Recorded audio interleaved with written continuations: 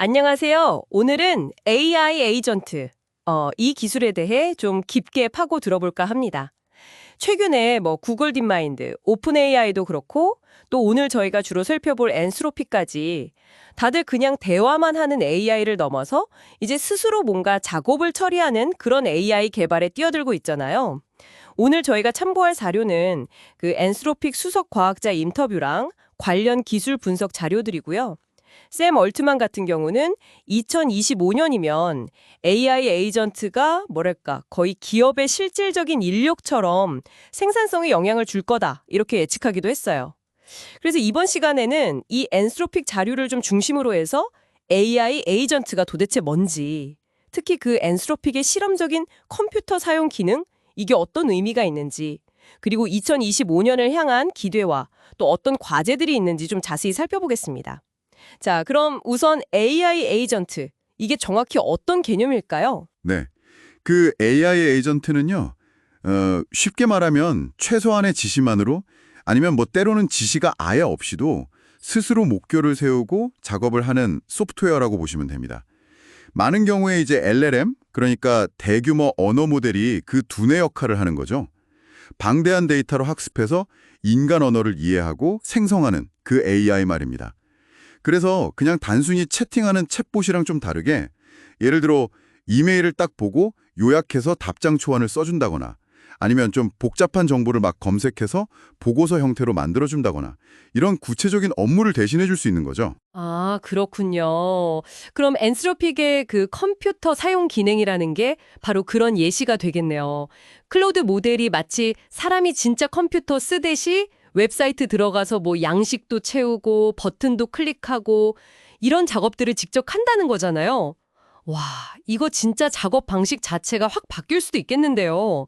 근데 이게 아직은 좀 개발 초기 단계라고요? 네, 맞습니다. 엔스로픽 스스로도 아직은 좀 투박하고 오류 가능성도 있다. 이렇게 인정을 하고 있고요. 현재는 그 도화대시나 캔바 같은 아주 소수의 파트너, 개발자들한테만 제한적으로 제공되고 있어요. 하지만 이게 중요한 게 앞으로의 AI 에이전트가 그냥 정보만 처리하는 게 아니라 우리가 쓰는 이러한 디지털 환경 안에서 진짜로 행동을 하는 조력자가 될 수 있다. 이런 가능성을 보여주는 아주 중요한 시도라고 할 수 있습니다. 행동하는 조력자라. 흥미로운 관점이네요. 그 엔스로픽 수석 과학자 제러드 가판이 2025년에 에이전트가 더 발전할 네 가지 핵심 방향을 제시했다고 했죠.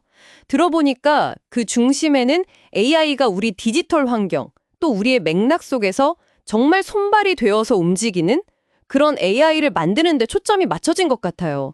그 첫 번째가 바로 다양한 도구를 다루는 능력 향상이라고요? 그렇습니다. 예전 알파고처럼 딱 특정 게임 환경에만 특화된 AI가 아니고요.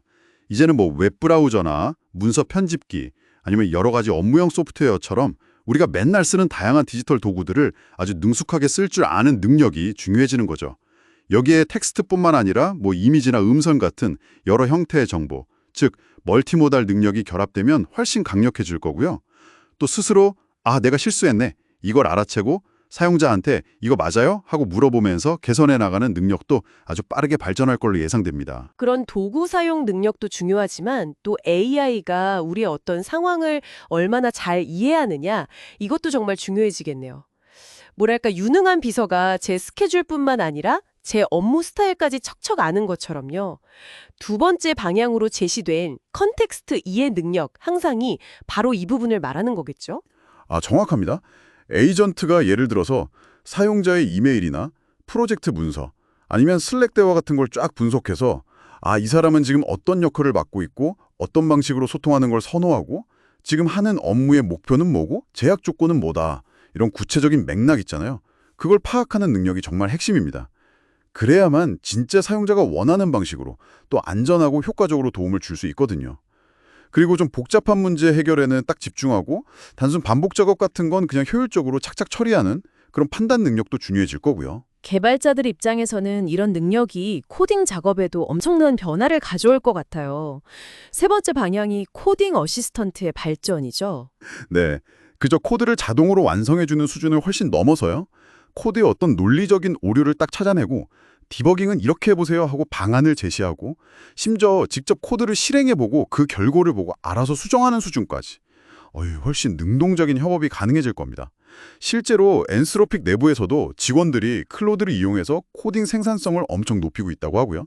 이런 실제 사용자 피드백이 모델 개선에 또 중요한 역할을 하는 거죠. 이야, 기능이 이렇게 강력해지는 만큼 안전 문제는 정말 절대 그냥 넘어갈 수 없겠군요. 마지막 네 번째 방해아니면서도 어쩌면 가장 큰 숙제가 바로 이 안전성 확보네요. 맞습니다. 특히 아까 말씀하신 그 컴퓨터 사용 기능처럼 AI가 외부 웹사이트나 서비스랑 직접 상호작용하게 되면 프롬프트 인젝션 같은 공격에 되게 취약해질 수가 있어요. 이게 뭐냐면 웹사이트 같은 데다가 악의적인 명령어를 숨겨놓으면 AI가 자기도 모르게 그걸 실행하게 만드는 거죠. 아, 그런 위험이 있군요. 네. 그래서 엔스로픽은 이걸 최우선 해결 과제로 보고 있고요. 더 나아가서 AI가 예를 들어 테러 지원 같은 사회적으로 해로운 목적에 악용될 가능성, 이것도 대비를 해야 하잖아요. 그래서 강력한 확장 정책이라는 걸 개발 중이라고 합니다. 이게 뭐냐면 AI 모델의 능력이 어떤 특정 위험 기준선에 도달하면 추가 개발이나 배포를 제한하거나 아니면 훨씬 더 엄격한 안전 조치를 적용하는 그런 내부 규정이에요. 잠재적인 위험을 미리 통제하려는 노력이죠. 결국 AI 에이전트라는 게 우리 일과 삶을 정말 혁신할 엄청난 잠재력을 가진 도구인데 동시에 그 힘을 안전하게 쓰기 위한 기술적, 정책적 노력이 반드시 필요하다 이런 얘기네요. 자, 오늘 저희는 AI 에이전트의 개념부터 시작해서 엔스로픽의 사례를 통해 본 미래 모습, 그리고 2025년을 향한 발전 방향과 안전이라는 핵심 과제까지 쭉 살펴봤습니다. 네, 정리를 해보자면 핵심은 그거죠. AI 에이전트가 단순히 그냥 똑똑해지는 걸 넘어서 이제는 사용자의 고유한 상황과 맥락을 아주 깊이 이해하고 다양한 디지털 도구를 효과적으로 사용하면서 무엇보다도 안전하게 협력하는 파트너로 발전하고 있다는 점입니다. 마지막으로 이런 질문을 한번 던져보면서 마무리할까 합니다. 샘 얼티먼의 예측처럼 AI 에이전트가 정말 우리 인력에 합류하게 된다면 여러분의 역할이나 일상 업무는 과연 어떻게 변화하게 될까요?